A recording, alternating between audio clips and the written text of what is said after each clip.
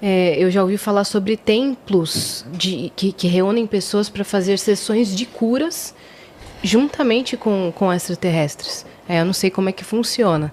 Qual que é a relação assim da espiritualidade com a ufologia? Complicada, mas existe. Só que isso entrou também numa vertente de fé, que fica difícil a gente analisar, porque aí só a própria questão empírica da coisa, ou seja, quem vai lá nesses lugares, é que sabe se aquilo que está rolando ali é picaretagem ou se é trabalho sério. Tem muito trabalho sério. Mas assim, essa coisa do bem, a espiritualidade age fazendo bem, ainda que você pense que é um marciano que está lhe ajudando, às vezes é um espírito só. Mas para o espírito pouco importa o que é que você pensa, o importante é tentar fazer o bem. Então, os donos de centros ou diretores de centros, qual é o nosso problema humano? É porque a gente dá por sabido que a gente ainda precisa descobrir. Então você já afirma com certeza algo que não se pode sobre aquilo e ainda ter certeza, porque você não tem como provar você mesmo que aquilo é o que você pensa ser. Então ninguém, em sã consciência, pode dizer que, de fato, espiritualidade e ufologia trabalham juntos, mas pode-se dizer em termos de, olha, isso está acontecendo. Mas será que não tem outra explicação? Pode ter. Pode ter. Eu respeito tudo, sei que eles agem, mas assim, é um assunto que deve permanecer em aberto. E as gerações futuras, com mais propriedade, poderão ter certeza sobre isso. Eu tenho minhas dúvidas. Eu não entendo. Agora que a gente tem mais tecnologia para registrar, né, que a gente pode fazer melhores fotos, melhores vídeos com um super zoom, parece que existem menos registros do que antes, né? Menos registros de casos ufológicos. Por que se deve a isso? O que se deve? Eu não penso que o pressuposto da sua pergunta encontre guarida nos fatos. Porque é muito. Existem muito mais? Exatamente. O problema são os canais por onde essas questões são veiculadas. Eu escuto menos. Isso porque agora está se concentrando nos canais onde a liberdade é total e onde a contra-informação também ainda é trabalhada para descredenciar ou descredibilizar o que ali está sendo mostrado. Mas é muito mais. Só que a imprensa não dá. A imprensa não dá. Vejam bem, Zecharia Sitchin, em 1900 a memória já vai longe, mas assim, nos anos 70 soltaram as duas sondas chamadas Voyager 1 e Voyager 2 em direção aos últimos planetas do Sistema Solar, que é Urano, Netuno e Plutão, que terminou sendo aposentado como planeta. Salvo engano, no ano 1986, finalmente a Voyager 2 iria passar perto de Urano. Qual o problema? Urano não se pode enxergar a olho nu, e nem Netuno. Só se pode com telescópio. Aí hoje, com telescópio, a gente... né? Mas Zecharia Sitchin é alguém que, além de ser consultor da NASA, ele era também especialista na tradução da linguagem cuneiforme, acadiana e sumeriana, que foi encontrada nas bibliotecas, ou nas ruínas da antiga biblioteca de Nínive, capital do antigo Império Assírio, onde hoje era Bagdá, lá no Iraque. E o Dr. Zecharia Sitchin tinha traduzido textos sumérios que diziam que, para além do planeta dos grandes anéis, que é Saturno, existiam outros. Um era azul e o outro era verde.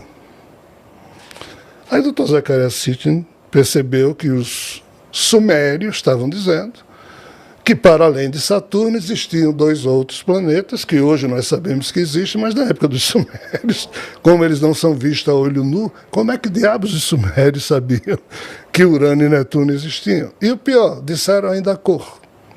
Então, em 1986, pela primeira vez, uma sonda humana ia passar perto de Urano e fotografar e mandar as fotos mostrando a cor. Aí o Dr. Zecharia Sitchin escreveu um artigo no New York Times, dizendo, olha, amanhã, o dia tal, vai ser uma oportunidade, blá, blá, blá, blá, blá, blá, para nós confirmarmos se aquilo que os sumérios falavam não deu outra.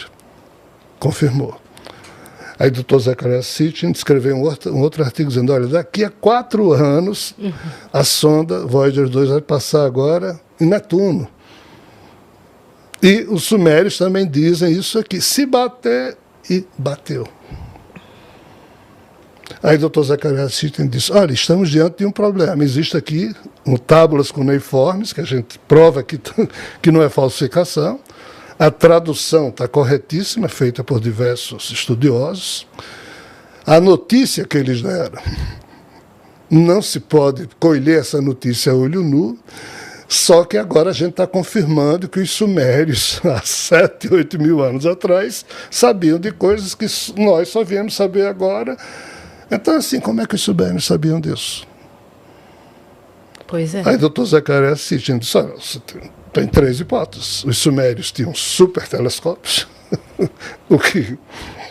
Os sumérios eram sensitivos? Criaram naves e foram lá e descobriram.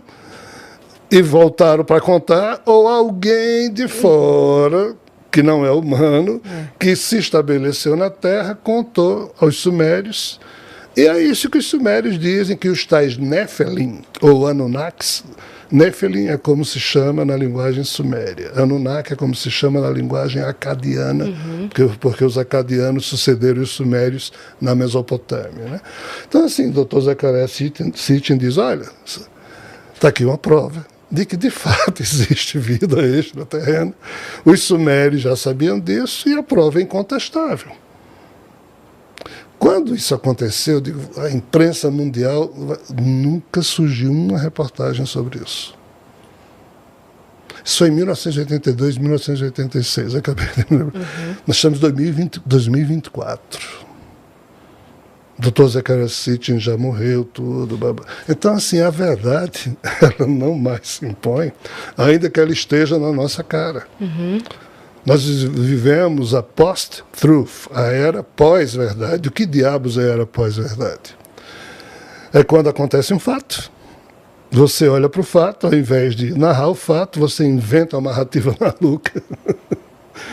Apropria aquilo como sendo verdade e pouco importa o fato. Ou seja, a verdade não está no fato, mas sim na narrativa que depois do fato ter acontecido, você cria. Por isso que se chama post-truth. Pós-verdade. E esse termo em inglês surgiu no ano 2016 e a organização de Oxford, na Inglaterra, assumiu esse termo como sendo um novo vocábulo na língua inglesa, porque é característica da época que a gente vive. Ou seja, você não sabe o que é verdade, inventa uma verdade. As pessoas acreditam. Você acredita nisso aqui, e a verdade, ou seja, isso é uma cortina de fumaça. Você pega a narrativa e não vê a verdade. Nós fomos vitimados e continuamos sendo diariamente, a cada microinstante da nossa vida, mantidos na ignorância em relação a uma porrada de assuntos. Espero que você tenha gostado do conteúdo do nosso vídeo. E se você chegou até aqui, significa que você tem interesse em aprender mais ainda sobre a revelação cósmica e todos os painéis que fazem parte desse conhecimento. Por isso, gostaria de convidar você a conhecer a comunidade Orbum, a nossa plataforma e aplicativo de ensino com milhares de horas de conteúdo sobre os mais diversos tópicos e assuntos. É só tocar no link que está na descrição desse vídeo para conhecer e se juntar à nossa comunidade de estudos sobre a revelação cósmica.